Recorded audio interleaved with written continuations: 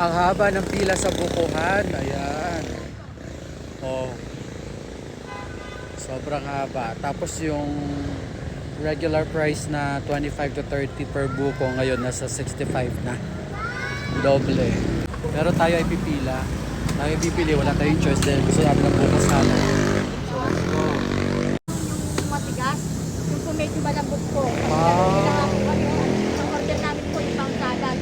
Dinagdag po kami ng medyo manipis. Nasamahan ng medyo manipis. Opo, dapat sasamahan din po ng medyo manipis para magkaroon din sila kung gusto nila. Kasi ang medyo halo, pag may magbibigyan, pero pag wala, sabi ko lang naman. Yung gusto ng iba, malanganin, wala naman kami magagawa, pero kung ihahalo, baka mabibigyan. Pero pag puro matigas, talagang halos ganyan po. So sinasabi ni ate dito, since nagkakaubusan na rin ng buko, so parang option na ni customer kung bibili siya o hindi. Kasi haluan na ng normal na texture, na normal na tigas ng buko, at saka yung malalambot na hindi siya pang buko salad. So yun yung ino-offer nila. Pag bibili ka dito, combination na ng buko na pang buko salad talaga at yung buko na parang sipon yung texture. Nakaikot na rin kami dito sa buong Marikina. Yung iba, sobrang mas mahal pa. So, okay na tayo dito.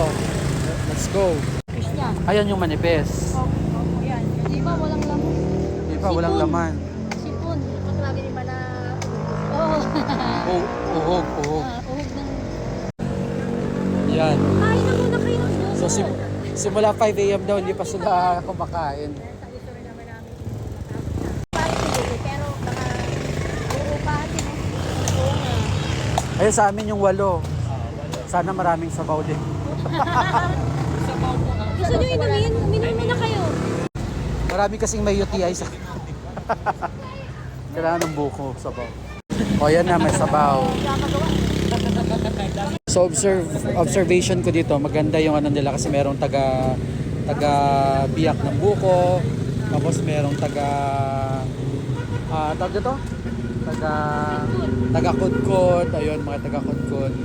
Tapos dito ka magbabayad. Ayan. So people are falling in line here. Ayan. Dito ka magbabayad.